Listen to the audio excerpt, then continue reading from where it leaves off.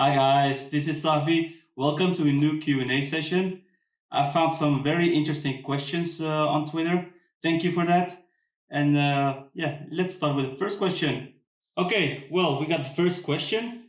Let me read it. Will it be too late before Ten Hag finds the right tactics and put the players in their correct positions?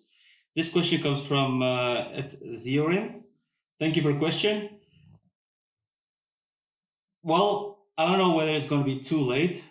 I know Ten Hag is still stubborn, and his stubbornness might kill him at Ajax. We all knew from last seasons that he had some bad choices, and it was Tadic with some other captains who demanded a meeting. And in that meeting, all issues were discussed and solved, and from there, it went well. So it all depends on what the players do. Will they accept the tactics of Ten Hag? We even saw Overmars questioning the tactics of Ten Hag, not literally degrading him, but asking himself, are we having the right players at the right positions? So it's going to be a difficult time for Ten Hag, and he surely needs to get his act together, because otherwise we will go down, unfortunately. So will it be too late? I hope not for him, and the players need to act. Second question comes from hopefully I pronounce it in a correct way. It's from Cheer Sorin. How do you see Ajax transfers compared to PSV? Well, that's a difficult question. We had some bangers as transfers at the beginning of the season. We had Anthony, which is a true gem. We got Kudus, who plays excellent in midfield. So they were true excellent buys. Next to those, yeah, we got Stekelenburg, who is a side buy, I would say. He won't play in the first team. We got Klaassen, who is a decent buy, and Kleiber, for which, yeah, still don't understand why Ajax bought him. If I look at PSV, they bought a shitty keeper. We all saw it. They have a very good left back, Max. If I recall correctly, got a striker, Zahavi, who comes from the Chinese league, an Israeli striker. And next to that, we have Van Ginkel, who was borrowed, and at the last time we had Gutso. So what do I think about those transfers? If you look at the names, PSV has some excellent buys and loans. Van Ginkel already did well at PSV, but he hasn't played for 2 years. So is it a good transfer? We'll just have to see, but I don't think he will get his form as he used to. Gutso, he was bought, he was contracted on a 2 year contract. He is a great player. We all saw him in the World Cup in 2014, but he's not the player that he used to be. So it's a delicate question, and if Gutse plays well, if he's fit and everything, then he's of course a reinforcement for PSV. But for the long term, I would say Ajax definitely has the better buys. Gutse will play at least for 1 year. If he plays well, he will leave after 1 year because he has a 2-year contract. Van Ginkel, if he plays well, he will leave as well. He will go back to Chelsea. While we from Ajax have Kudus and Anthony, who are young, who are talented, and they are bought for the future, and they're already having an impact for Ajax. We still have to see whether Gutse and Van Ginkel have an impact at PSV. But it will be a nice challenge, and PSV will be a good and the biggest competitor of Ajax. Third question, it comes from Amsterdam. Alvarez's best position, considering yesterday's match, being the Netherlands versus Mexico, is he the problem, or is it Ten Hag's problem? Well, for me, it's quite clear. It's always Ten Hag's problem. He is responsible for the tactics. He's responsible for putting the right players at the right positions. Alvarez is just doing his best, but he's not at his best within Ajax. The tactics doesn't suit him. He doesn't play well with a two controlling midfielder's position. For me, I would put him, at least I would let him fight for the central back position. He's just not that quick for the midfield position. He's also not passing forward. He's always passing backwards or sideways. It's something that doesn't suit the play of Ajax. We always try to play attractive football, try to play always the ball forward, and that's something that doesn't suit him.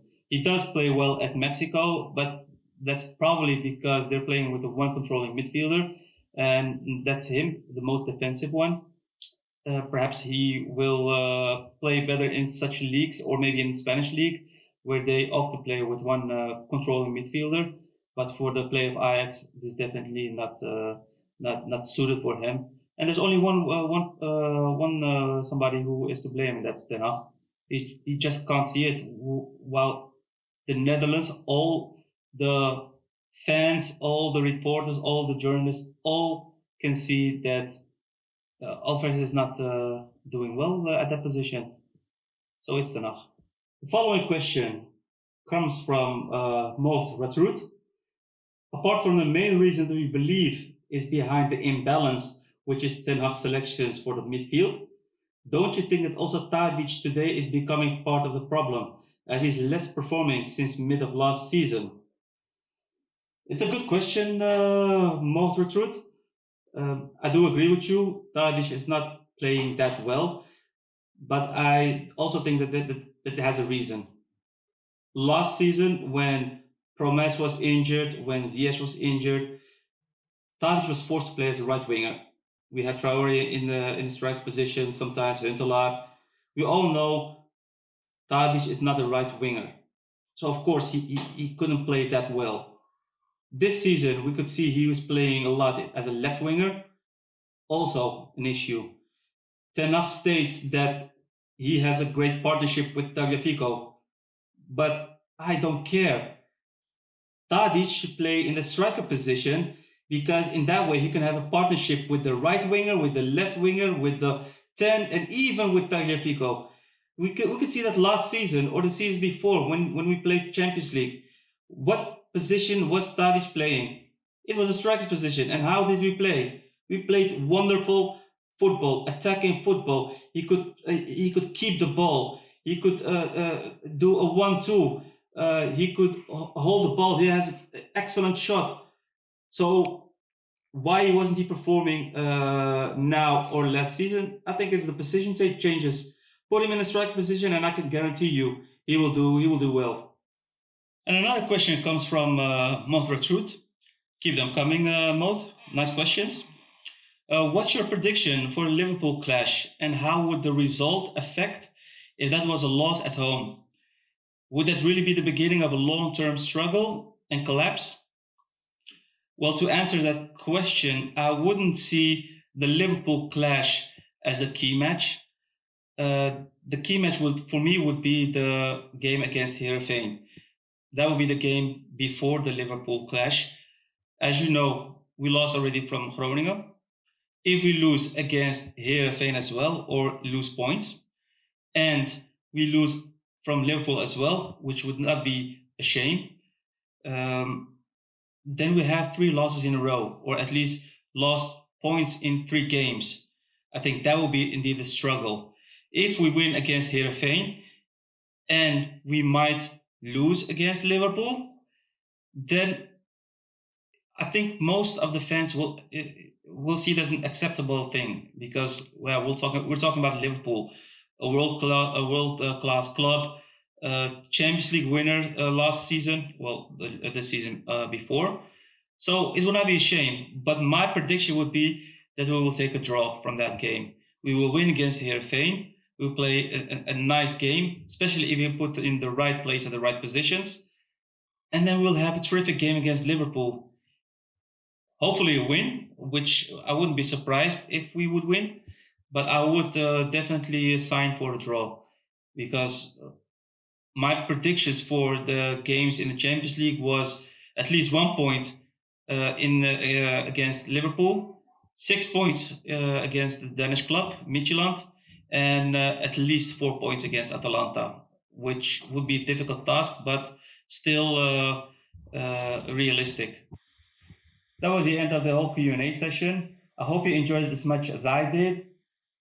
Please keep them coming up, those questions, and share me your comments. Do you agree? Do you disagree with me? I'd love to have a discussion with you on this. And don't forget, please smash out the likes, eh? Hey there, thanks for watching. A thumbs up if you enjoyed that video. Subscribe so we can bring you more awesome content. Do it.